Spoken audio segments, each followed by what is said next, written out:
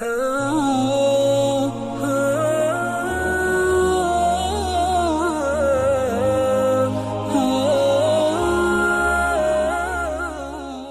کے نیچے سبسکرائب کے بٹن پہ کلک کریں، بیل کے آئیکن پہ کلک کیجئے تاکہ ہر نئی ویڈیو کی نوٹیفیکیشن آپ کو مل جائے۔ الحمدللہ وحدہ والصلاة والسلام علی من لا نبی بعدہ، اما بعد فاعوذ باللہ من الشیطان الرجیم، بسم اللہ الرحمن الرحیم۔ انما یرید اللہ لیذہب عنکم الرجس اہل البیت ویطہرکم تطہیرا۔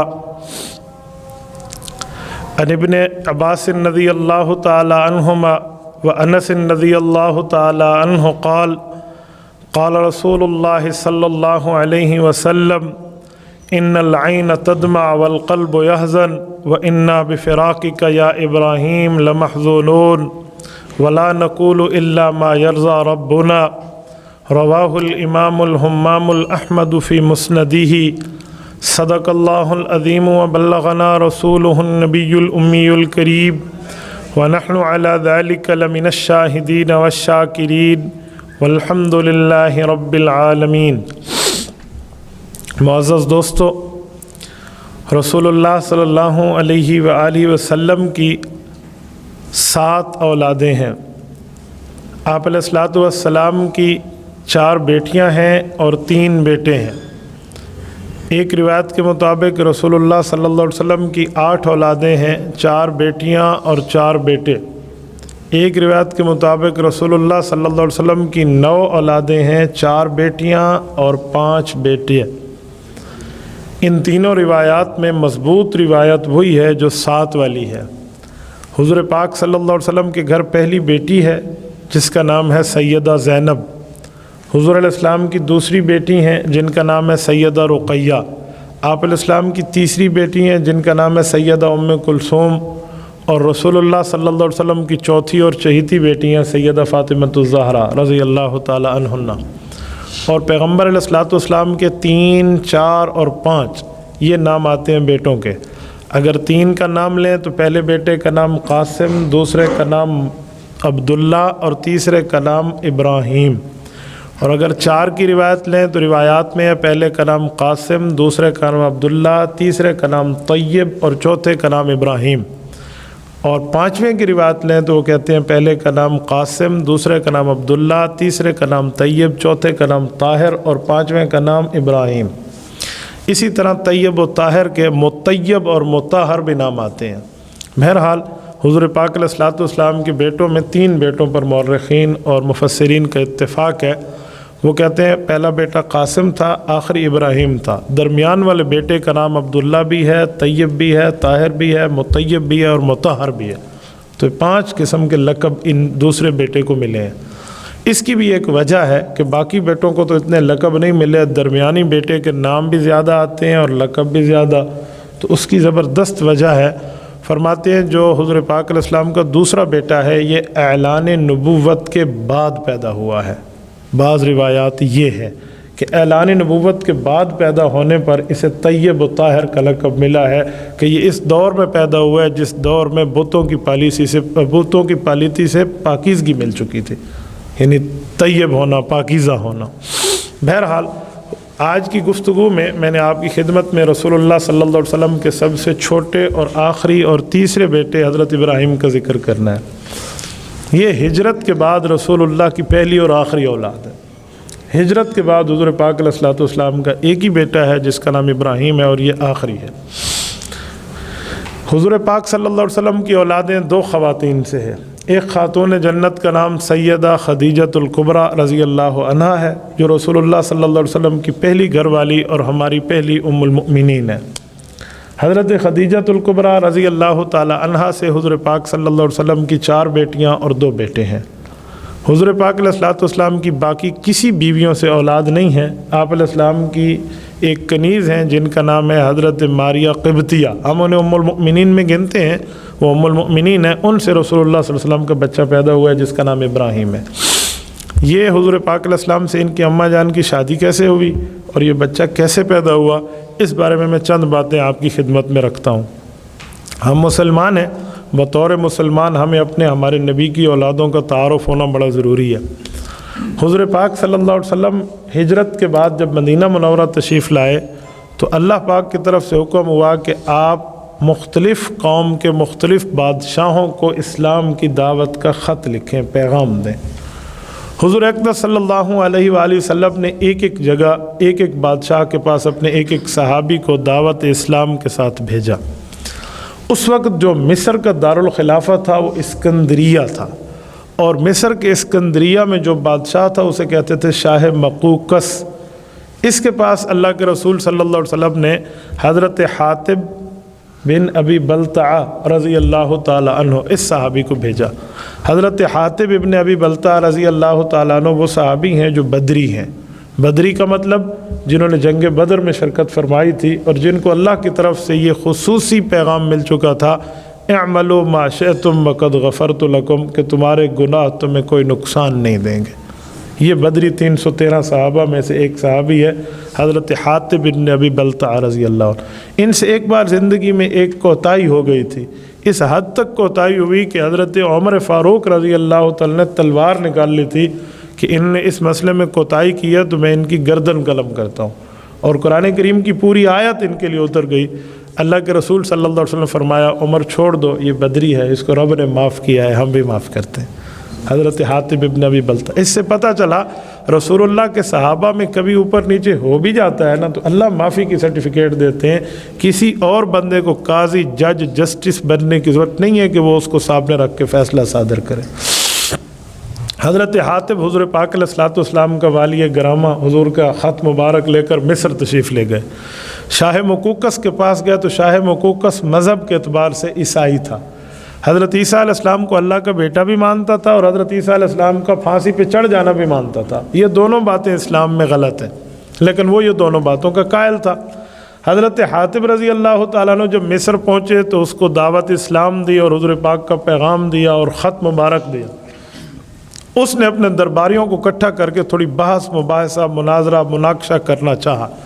حضرت حاتب نے بھی اللہ کے رسول سے پڑھا تھا، قرآن کریم بھی سمجھا تھا، اور عیسائیوں کو بھی اور یہودیوں کو بہت اچھی طرح جانتے تھے۔ تو انہوں نے کہا جی آپ بات کریں۔ انہوں نے کہا میں ایک بات پوچھتا ہوں، اگر تمہارے نبی سچے ہیں، یعنی وہ اعتراض کر رہا ہے کہ اگر آپ کے نبی سچے ہیں تو بدر کی لڑائی ہوئی ہے، احد کی ہوئی ہے، خیبر خندق کی ہوئی ہے، فلاں فلاں لڑائیاں ہوئی ہیں، وہ اپنے دشمن کے خلاف دعا کیوں نہیں کرتے کہ وہ برباد ہو جائیں، تباہ ہو جائیں؟ خلاف دعا، یہ لفظ بد دعا نہ کہے کیونکہ پیغمبر کا کوئی فعل بد نہیں ہوتا، اپنے دشمن کے خلاف دعا کیوں نہیں کرتے؟ تو حضرت حاتب نے ایسا جواب دیا کہ شاہ مقوقس کا منہ کھلا رہ گیا۔ انہوں نے کہا آپ جس نبی کو ماننے والے ان کا نام ہے سیدنا عیسیٰ علیہ السلام؟ کہا جی ہاں۔ کہا ہمارے مطابق تو اللہ نے زندہ انہیں آسمانوں پہ اٹھایا ہے، ہمیں ہمارے قرآن نے بتا دیا ہے۔ اللہ پاک نے حضرت عیسیٰ علیہ السلام کو فرمایا تھا وَإِذْ قَالَ اللَّهُ يَا عِيسَىٰ إِنِّي مُتَوَفِّيكَ وَرَافِعُكَ إِلَيَّ، اے عیسیٰ یہ لوگ تجھے پھانسی دینے آئے ہیں، میں تجھے روح اور جسم سے مکمل وصول کر کے اپنے پاس اٹھا لوں گا۔ ہمارا تو یہ نظریہ ہے، لیکن بادشاہ سلامت آپ کا نظریہ انہیں پھانسی ملی ہے؟ کہا جی ہاں۔ تو کہا جب تمہارے نبی کو پھانسی ملی تمہارے مطابق، اس نے اپنے دشمن کے خلاف دعا کیوں نہیں کی تھی؟ وہ مر جاتے، پھڑک جاتے، ختم ہو جاتے، اور وہ آپ کے نبی کو پکڑ نہ سکتے۔ تو اسے ایک دفعہ سمجھ آیا کہ یار میں نے بات میں پنگا لیا کس سے۔ انہوں نے کہا جی بات یہ ہے کہ نبی کا دل نرم ہوتا ہے۔ تو انہوں نے کہا میں بھی تو نبوت کا پیغام لایا ہوں، پھر یہ اعتراض کیوں کرتے؟ یعنی ہر طرح سے حضرت حاتب ابن ابی بلتعہ نے اس کے لیے کوئی راستہ نہیں چھوڑا، وہ لاجواب ہوا۔ ایک دن اس نے سوچنے پہ مانگا، اگلے دن اس نے کہا جی بہت اچھی بات ہے، میں چاہتا ہوں کہ میں جو ہے نا براہ راست ملاقات کروں آپ کے نبی سے، تو میری چاہت ہے، لیکن میں ایسے کلمہ نہیں پڑھتا، میں بادشاہ وقت ہوں، میری ایک اسٹیٹس ہے، اسٹیٹس کو میں اپنا دیکھوں گا، اپنی حیثیت کو دیکھوں گا۔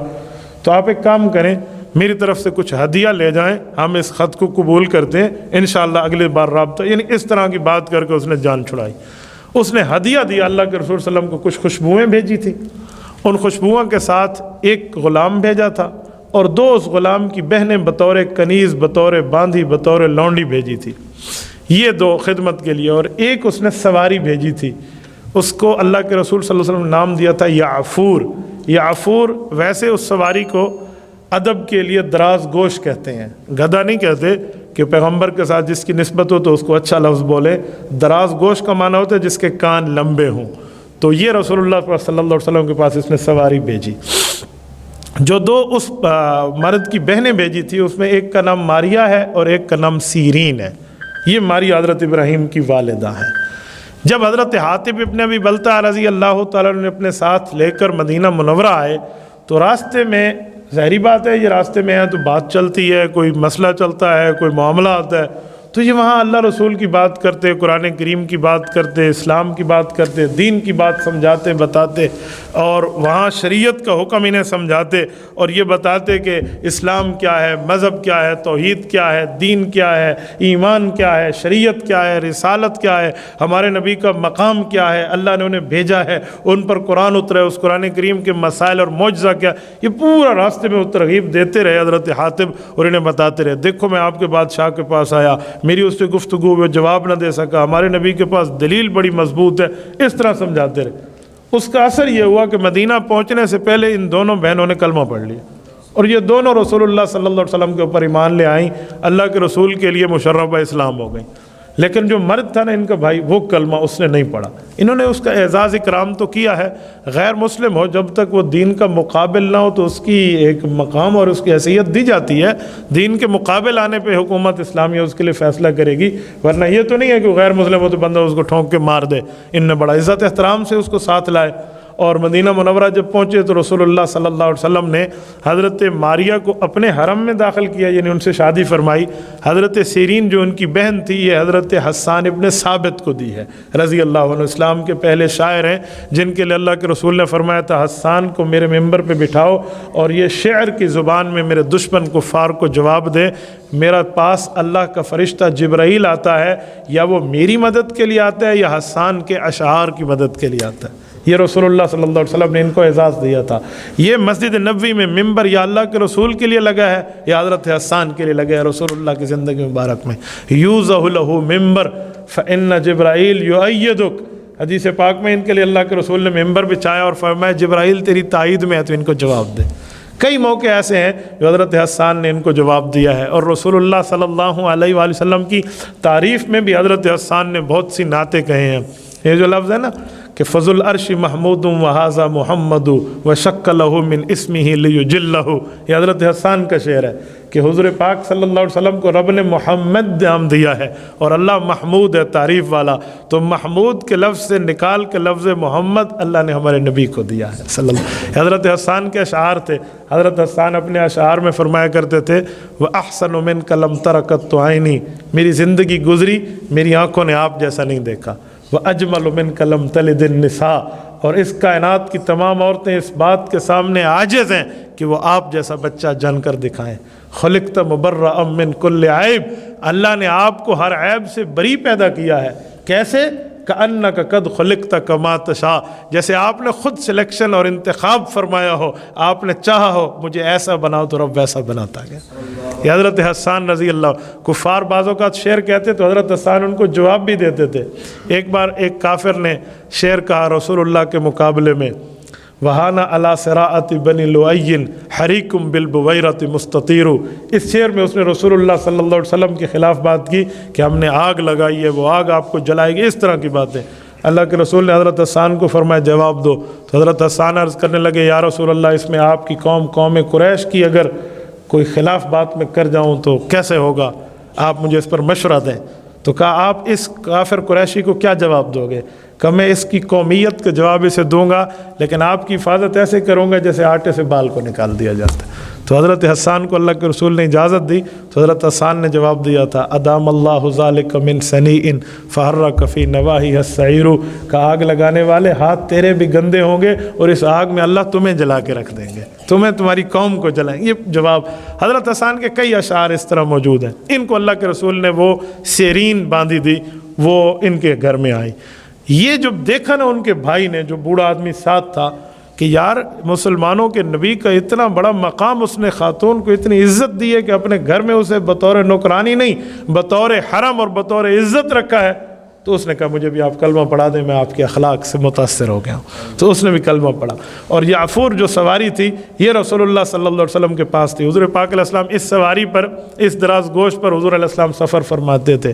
بلکہ بعض سیرت کی کتابوں میں بڑا عجیب واقعہ اس کے لیے آتا ہے کہ کبھی کبھی اللہ کے رسول کی صحابی کو طلب فرماتے نا کہ فلاں کو بلاؤ، اور کوئی قریب نہ بیٹھا ہوتا، آپ علیہ السلام آواز دیتے تو یہ یعفور، یہ دراز گوشت بھاگتا ہوا اس کے دروازے پہ جاتا اور اپنی دونوں سامنے والی ٹانگیں اس کی دروازے پہ مارتا، اور وہ دیکھتا حضور پاک کی سواری میرے پاس، شاید مجھے حضور نے طلب فرمایا ہوگا، تو وہ رسول اللہ صلی اللہ علیہ وسلم کے پاس آ جاتا۔ کئی بار حضرت ابوبکر صدیق کے دروازے پہ، حضرت عمر کے دروازے پہ یوں جاتا۔ اور اس سواری کے اللہ کے رسول سے بڑی محبت تھی، بڑا پیار تھا۔ صرف رسول اللہ صلی اللہ علیہ وسلم کے پیار انسانوں میں نہیں ہے، وہ تو کائنات کی ہر ذی روح رسول اللہ صلی اللہ علیہ وسلم سے پیار کرتی ہے۔ حضرت حسان کا شعر ہے نا، سعت الشجر ونطق الحجر شق القمر لاشارته، کہ رسول اللہ صلی اللہ علیہ وسلم کے لیے سعت الشجر، درخت دوڑ کے آئے تھے۔ آپ علیہ السلام نے ایک بار حاجت پوری فرمانی تھی تو کوئی اور روک نہیں تھی، آپ علیہ السلام نے دائیں دیکھا تو درخت چلتے ہوئے آیا، بائیں دیکھا تو سامنے سے چلتے ہوئے، ادھر درختوں نے بالکل ایک روک بنا لی۔ آپ علیہ السلام حاجت مبارک سے فارغ ہوئے اور وہ اپنی جگہ پہ چلے گئے۔ یہ ہے سعت الشجر۔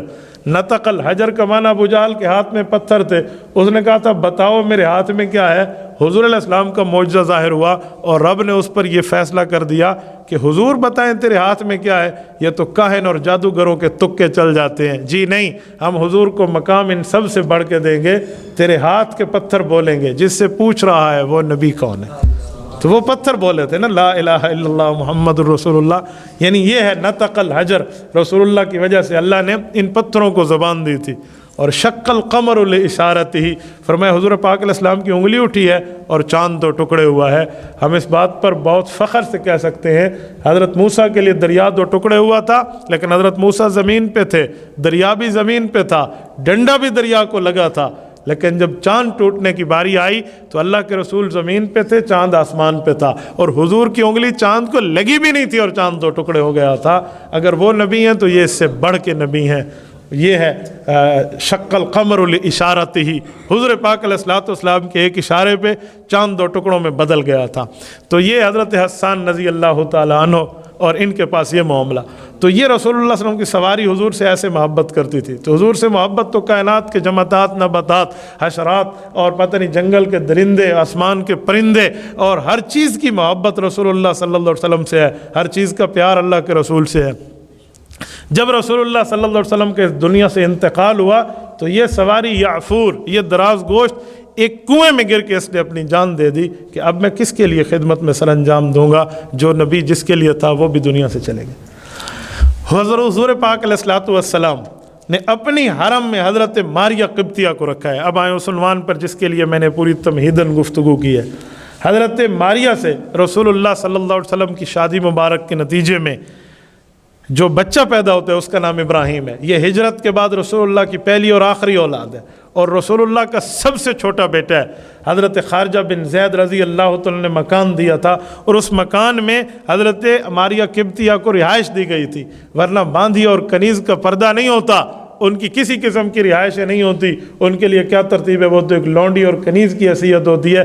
انہیں یہ حیثیت حاصل نہیں ہے، انہیں حیثیت ام المؤمنین کی حاصل تھی۔ میں کچھ دنوں پہلے مکہ مکرمہ میں ملکان سے مکہ سٹی آ رہا تھا، تو راستے میں حسینیہ کے روڈ پر ہم گزرے، تو اس میں سے ایک روڈ کا نام تھا شارع ام المؤمنین ماریہ رضی اللہ عنہا، یعنی انہی کے نام سے تھا۔ تو یہ بھی ام المؤمنین کی لسٹ میں داخل ہیں۔ ان سے رسول اللہ صلی اللہ علیہ وسلم کا بچہ پیدا ہوا جس کا نام ابراہیم ہے۔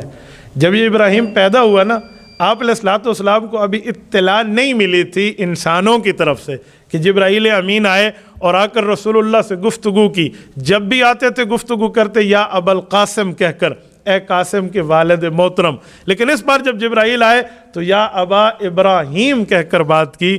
تو حضور پاک علیہ السلام نے ان کی بات سنی، جواب دیا۔ جب گھر آئے تو یہ خوشخبری ملی کہ آپ کا بیٹا ابراہیم پیدا ہوا ہے، تو اللہ کے رسول نے فرمایا کہ یہ اشارہ مجھے اللہ نے دلایا ہے، اسی لیے آج مجھ سے جبرائیل نے گفتگو میں طرز بدلا ہے، یا ابا القاسم نہیں کہا، یا ابا ابراہیم کہا ہے، تو میرے اس بیٹے کا نام ابراہیم ہوگا۔ حضور پاک علیہ السلام بھی حضرت ابراہیم علیہ السلام کی دعا کا اثر ہے، تو اس ایک محبت میں اپنے بیٹے کا نام بھی ابراہیم رکھ دیا۔ حضرت ابراہیم کا حضور پاک علیہ الصلوۃ والسلام کے ساتھ زمانہ اپنے سارے بھائیوں اور بیٹوں میں سب سے زیادہ گزرا ہے۔ حضور علیہ السلام کے پہلے بیٹے جو 2 ہیں وہ شیر خواری بچپنے کی عمر میں گئے ہیں، اور یہ 2 سے 3 سال کی عمر شروع تھی، 2 سال تقریباً تھی، یہ اس وقت دنیا سے گئے ہیں۔ اور جو بندے آپ حضرات اور ہم بیٹھے ہیں نا، ہم بخوبی سمجھتے ہیں کہ بچہ 2 سال کا ہو تو وہ چلتا پھرتا بھی ہے اور باپ کے ساتھ کوئی اپنی اغو بغو کی زبان میں بولتا بھی ہے، بخوبی جانتے ہیں۔ اس سے رسول اللہ صلی اللہ علیہ وسلم کے پیار ایسے تھا جو سمجھنے والا، بولنے والا، محسوس ہونے والا تھا۔ عرب کا دستور تھا کہ وہ اپنے بچوں کی پرورش اپنے شہر سے باہر کرایا کرتے تھے، جیسے رسول اللہ صلی اللہ علیہ وسلم کو بنو سعد بھیجا گیا تھا حضرت حلیمہ سعدیہ رضی اللہ تعالی عنہا کے پاس۔ یہ رسول اللہ صلی اللہ علیہ وسلم کی دائیاں تھی اور بعد میں ایمان بھی لائی ہیں، ان کے والد بھی ایمان، ان کے خاوند بھی ایمان لائے ہیں۔ ابو کبشہ ان کی کنیت حارث ان کا نام ہے۔ ابو کبشہ یہ حضرت رسول اللہ صلی اللہ علیہ وسلم کے رضائی والد ہیں کہ ان کی بیوی حلیمہ سعدیہ نے اللہ کے رسول کو دودھ پلایا ہے۔ کفار رسول اللہ صلی اللہ علیہ وسلم کو نعوذ باللہ چھیڑنے کے لیے، غلط لفظ کہنے کے لیے کہتے تھے ابن ابی کبشہ، تو ابو کبشہ کا بیٹا ہے۔ کبھی اللہ کے رسول نے اس کو برا نہیں منایا کہ ظاہری بات ہے ابن ابی کبشہ تو میرا رضائی والد ہے، لیکن وہ چھیڑنے کے لیے بولا کرتے تھے۔ حضور پاک صلی اللہ علیہ وآلہ وسلم کا ایک معاملہ یہ بھی تھا۔ تو حضور پاک علیہ الصلوۃ والسلام نے جیسے پرورش وہاں پائی ہے، تو اپنے بیٹے ابراہیم کو بھی اللہ کے رسول صلی اللہ علیہ وسلم نے ایسے بھیجا تھا۔ حضرت ابراہیم کو ام سیف کے گھر بھیجا گیا۔ ام سیف یہ رسول اللہ صلی اللہ علیہ وسلم کی صحابیہ بھی ہے اور خادمہ بھی ہے، اور ان کے خاوند ابو سیف جو ہیں یہ رسول اللہ کے صحابی اور بڑے خدمت گزار شخص تھے۔ انہوں نے کہا تھا یا رسول اللہ میری بیوی ہر طرح کی خدمت کرے گی، آپ یہ بیٹے کی عنایت ہمیں عطا فرما دیں، اب اس کی پرورش بھی اچھی کریں گے اور وہ دودھ بھی پلائے گی جیسے عرب کو دستور ہے۔ تو حضور پاک علیہ السلام نے ان کے چہرے کی محبت بھی دیکھی اور ان کے دل کا اخلاص بھی دیکھا، تو یہ انہیں عطا فرمایا۔ ام سیف لے کر اپنے گھر آئی تھی۔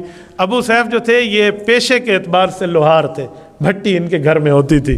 وہ آپ علیہ الصلوۃ والسلام اکثر ملنے جاتے، ایک کمرے میں تو دھواں ہوتا تو ساتھ والے کمرے میں بچے کی تربیت ہوتی، بعض اوقات اس دھوئیں والے کمرے میں بھی اللہ کے رسول بیٹھ جاتے۔ حضرت انس فرماتے ہیں میں نے داڑھی مبارک کے ساتھ دھوئیں کو نکلتے ہوئے دیکھا ہے جب آپ علیہ السلام بلا ناغہ اپنے بچے کے پاس جاتے۔ بچہ کس علاقے میں بھیجا؟ زیادہ دور نہیں بھیجا گیا، مدینہ منورہ کے بالکل ساتھ ایک علاقہ ہے جسے عالیہ بھی کہتے ہیں، عوالی بھی کہتے ہیں۔ یہ عوالی بالکل قریب جگہ ہے۔ اب موجودہ مدینہ سٹی جو ہے اس سے تو 3 کلومیٹر اور 4 کلومیٹر کے اندر کا ایریا بنتا ہے۔ رسول اللہ صلی اللہ علیہ وسلم کے دور میں مدینہ منورہ کی جو وسعت تھی وہ کم تھی، اب تو مدینہ بہت بڑا منطقہ اور ایک صوبہ بن چکا ہے۔ مدینہ منورہ کا منطقہ اتنا بڑا ہے کہ تبوک جہاں سے 1000 کلومیٹر کا سفر ہے یہ بھی منطقہ مدینہ میں آتا ہے۔ اس سے آپ خود اندازہ لگا لیں کہ کہاں کہاں تک مدینہ منورہ کا وسعت اور رقبہ بڑھا دیا گیا ہے۔ یہ جو مسجد نبوی جس جگہ آج قائم ہے، جتنی مسجد نبوی ہے، یہ مسجد نبوی کے کل 45 گیٹ کے اندر جو مسجد نبوی کا ایریا موجود ہے، شاہ فہد کی قبر پہ اللہ کروڑوں رحمتیں برسائے، اس نے کام کیا تھا۔ مسجد نبوی کی اتنی توسیع دی کہ جتنا رسول اللہ کے دور میں شہر مدینہ تھا نا، جو مدینہ سٹی کہلاتا تھا، رسول اللہ کے دور میں جتنا مدینہ شہر تھا اس سب کے اوپر مسجد نبوی تعمیر کر دی۔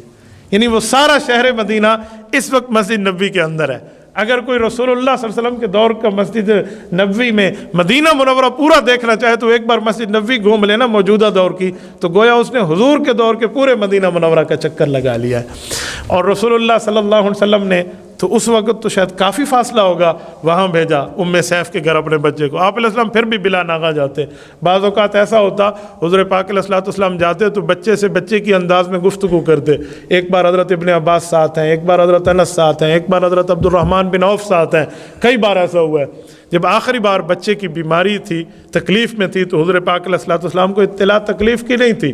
حضور علیہ السلام ویسے ملنے کے لیے تشریف لے گئے تو ام سیف نے دکھایا نا آپ علیہ السلام کو بیٹا، تو اس وقت حدیث پاک میں والولد یتتعتع، ان کی سانس مبارک اکھڑ چکی تھی۔ تو آپ علیہ السلام نے سمجھ لیا اس کے چہرے سے اس کی وفات کے اثرات کو، تو اس سے مانگا اور اپنی گود میں رکھا، اور اس بیٹے کے اوپر آپ علیہ السلام نے شفقت کے لیے بطور چند باتیں کہیں اور پیار کے طور پہ حضرت ابراہیم کو بوسہ دیا۔ اور ان کی سانس جب اکھڑی نا وفات کے وقت، تو حضرت رسول اللہ کی آنکھوں سے آنسو جاری ہوئے۔ آپ علیہ السلام رونے لگے تو داڑھی مبارک سے جب آنسو گرا نا، تو حضرت عبد الرحمن بن عوف ساتھ تھے۔ حضرت انس کہتے ہیں عبد الرحمن بن عوف سے رہا نہ گیا، انہوں نے اس وقت بھی ایک دینی سوال کیا کہ یا رسول اللہ، دنیا کے اوپر بھی آپ روتے ہیں، آپ کی آنکھ میں آنسو ہیں، یعنی بظاہر تو دنیا کی تکلیف ہے نا، کوئی دین کا مسئلہ تو نہیں تھا۔ تو حضرت رسول اللہ صلی اللہ علیہ وسلم نے فرمایا عبد الرحمن، یہ اللہ کی طرف سے والد کے سینے میں جو ایک رحمت ہوتی ہے نا، یہ اس کا اظہار ہے، یہ دنیا کا مسئلہ نہیں ہے۔ اس وقت بچے نے آخری سانس لی تو حضرت رسول اللہ صلی اللہ علیہ وسلم انتہائی غمگین تھے۔ آپ علیہ الصلوۃ والسلام رو رہے تھے اور فرمایا وَإِنَّا لَا نَقُولُ إِلَّا مَا يَرْضَى رَبُّنَا، میرا بیٹا میں کبھی وہ جملہ نہیں کہوں گا جس سے میرا اللہ ناراض ہو جائے، یعنی تقدیر کے خلاف نہیں بولوں گا، رب کی رضا پہ میں راضی ہوں۔ إِنَّ الْعَيْنَ تَدْمَعُ وَالْقَلْبُ يَحْزَنُ، آنکھ کا کام رونا ہے، آنکھ آنسو بہا رہی ہے، دل رو نہیں سکتا لیکن دل غمگین بہت ہے، یہ لفظ الگ۔ وَالْقَلْبُ يَحْزَنُ، کہ دل رو نہیں سکتا لیکن دل حزین اور غمگین بہت ہے۔ فَإِنَّا بِفِرَاقِكَ لَمَحْزُنُونَ، بیٹا ابراہیم تو جا رہا ہے لیکن اپنے باپ کو غمگین چھوڑ کے جا رہا ہے۔ ان کی وفات ہوئی ہے حضور پاک علیہ السلام کے ہاتھوں۔ آپ علیہ السلام نے ان کا جنازہ پڑھا ہے۔ جنازہ پڑھنے کے بعد ان کی قبر مبارک کی جب بات آئی تو حضرت رسول اللہ صلی اللہ علیہ وسلم نے مسجد جنت البقیع میں حضرت عثمان بن مظعون رضی اللہ عنہ کے ساتھ ان کی قبر مبارک کو رکھا گیا۔ ان کی قبر میں جب اترنے کی باری آئی تو حضرت زید ابن حارثہ اترے رضی اللہ عنہ، فضل ابن عباس کا نام بھی آتا ہے رضی اللہ عنہما، اور حضرت زید ابن حارثہ کا، کیونکہ حضرت زید ابن حارثہ وہ ہیں جن کو اللہ کے رسول نے اپنا بیٹا بنایا ہوا تھا، زید ابن محمد انہیں کہا جاتا تھا، اور یہ غلامی کی حیثیت میں آئے تھے۔ جب باپ ان کو چھڑانے کے لیے پیسے بھی لے کر حضور کی خدمت میں آیا تو اللہ کے رسول نے فرمایا پیسے ہمیں نہیں چاہیے، زید جانا چاہتے ہیں تو اپنے ساتھ لے جاؤ۔ انہوں نے کہا کوئی بیٹا بھی باپ کے ساتھ نہیں جائے گا۔ حضور علیہ السلام نے زید کو بلایا، کہا زید جانتے ہو کہ جی میرے ابو ہیں اور میرے چاچو ہیں، میں ان کی گود میں پل کر جوان ہوا ہوں۔ باپ ملا، رونے لگا، بیٹا علاقے میں آپ کے دوست، آپ کے احبا، آپ کے رشتہ دار، آپ کی ماں بہت آپ کو یاد کرتی، آپ چلیں۔ کہا ابو یہاں ملانے کی ترتیب بنا لیں، میں یہاں سے نہیں جاتا۔ تو باپ نے کہا بیٹا غلامی کی زندگی قبول کر رہے ہو، آزادی کی زندگی نہیں چاہیے؟ تو حضرت زید ابن حارثہ نے اس وقت بچپنے میں ایک تاریخی جملہ فرمایا تھا کہ ابو محمد کی غلامی پہ ہزاروں آزادیاں قربان ہیں صلی اللہ علیہ وسلم، اس غلامی پہ لاکھوں آزادیاں قربان ہیں۔ تو باپ اس وقت سمجھا کہ محبت کسے کہتے ہیں، کہ اچھا میرے بیٹے کے ساتھ اچھا رہنا۔ آپ علیہ السلام نے فرمایا جی ہاں۔ اس وقت حضور علیہ السلام باہر نکلے اور حضرت زید ابن حارثہ کا ہاتھ پکڑ کے فرمایا آج کے بعد زید ابن حارثہ نہ کہنا، زید ابن محمد کہنا۔ ایک وقت یہ چلتا رہا معاملہ۔ اللہ رب العزت نے محبت تو دکھلا دی لیکن حکم کو نہیں بدلا۔ ایک وقت کے بعد اللہ نے حکمان آیت اتاری، ادعوہم لآبائہم هو اقسط عند اللہ، سورۃ نمبر 33 سورۃ احزاب پارہ نمبر 21 کے پہلے رکوع کی آیت ہے۔ فرمایا محبتیں اپنی جگہ، لیکن جو آپ نے بات فرمائی ہے اس سے کوئی بندہ یہ نہ اخذ کر لے کہ آج کے بعد میں کسے منہ بولا بیٹا بناؤں گا تو وہ میری ولدیت بھی کہے گا، جی نہیں، محبتیں اپنی جگہ، لیکن پکارو گے تو اصلی ولدیت پہ پکارو گے۔ ادعوہم لآبائہم، ان کے باپ داداؤں کے نام سے پکارا جائے گا، نسب نہیں بدل سکتا۔ ہوا اقسط عند اللہ، یہ اللہ کے بہت بڑے انصاف کی بات ہے۔ تو اس کے بعد اللہ کے رسول نے زید ابن حارثہ فرمایا، لیکن محبتیں تو وہی تھی نا، پیار تو نہیں بدلا، تعلق اور یگانگت تو نہیں بدلی۔ تو زید ابن حارثہ بھی حضور پاک کے بیٹوں میں شمار ہوتے تھے۔ تو جب اس بیٹے کی تدفین کی باری آئی تو حضرت زید نے کہا یا رسول اللہ مجھے اترنے دیں، میرا بھائی ہے۔ آپ علیہ السلام نے ان کی آنکھوں میں پیار دیکھا کہ زید آپ اترو، تو زید ابن حارثہ اترے اور انہوں نے اپنے ہاتھوں سے حضرت ابراہیم کو قبر مبارک میں رکھا۔ یہ پہلی اسلام میں قبر ہے جس قبر میں تدفین کے بعد اس قبر پہ پانی چھڑکا گیا تھا۔ صحابہ کہتے ہیں اس سے پہلے یہ ترتیب نہیں تھی کہ قبر کے دفن کرنے کے بعد اوپر پانی ڈال دیا جائے مٹی پر، یہ مسنون طریقہ ہے۔ یہ مسنون طریقہ حضرت ابراہیم سے شروع ہوا۔ آپ علیہ السلام مسجد نبوی واپس آئے تو سورج گرہن ہو چکا تھا۔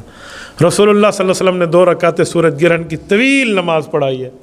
یہ نماز کسوف لمبی پڑھائی جاتی ہے سورج گرہن کے لیے، تو آپ علیہ السلام نے یہ طویل نماز پڑھائی ہے۔ اور سلام جب پھیرا تو صحابہ میں سے کچھ لوگوں نے اور خواتین صحابیات میں سے کچھ عورتوں نے پیغام بھجوایا کہ واقعی بڑے بندے کی وفات پر سورج کو گرہن لگتا ہے۔ تو آپ علیہ السلام نے ان کا عقیدہ درست کرنے کے فرمایا جی نہیں، ایسی بات نہیں ہے۔ ان الشمس والقمر آیتان من آیات اللہ لا یخسفان لموت احد ولا لحیاتہ، کہ یہ عقیدہ نہ رکھنا کسی کی موت کی وجہ سے سورج اور چاند کو گرہن لگتا ہے، جی نہیں، یہ اللہ کی نشانیوں میں ایک نشانی ہے جس کی نشانیوں کو اللہ ظاہر کر دیتا ہے۔ یہ میرے بیٹے کی وجہ سے اس کو نہ جوڑنا، یہ رسول اللہ صلی اللہ علیہ وسلم نے اس غم کے موقع پہ بھی عقیدے کی درستگی فرمائی ہے کہ عقیدے میں کوئی خلل نہ آئے، کوئی کمی نہ آئے، کوئی رخنہ نہ آئے، بندے کا اللہ کے ساتھ توحید کی عقیدہ بالکل ٹھیک ہونا چاہیے۔ یہ رسول اللہ کے آخری چہیتے بیٹے ہیں، ہجرت کے بعد پہلی اور آخری اولاد ہے جو ابراہیم ابن محمد ہیں۔ یہ اسی مہینے میں ان کی ولادت ہے، تو میں نے اسی سلسلے میں آپ کی خدمت میں یہ چند باتیں عرض کی ہیں۔ اللہ رب العزت رسول اللہ صلی اللہ علیہ وسلم کی اولاد کا فیض ہمیں عطا فرمائے۔ کل قیامت میں اللہ کے رسول اپنی آل کی ہمیں محبت میں حضور کے ساتھ اللہ ہمارا حشر فرمائے۔ جزاکم اللہ تعالی و آخر دعوانا ان الحمد للہ رب العالمین۔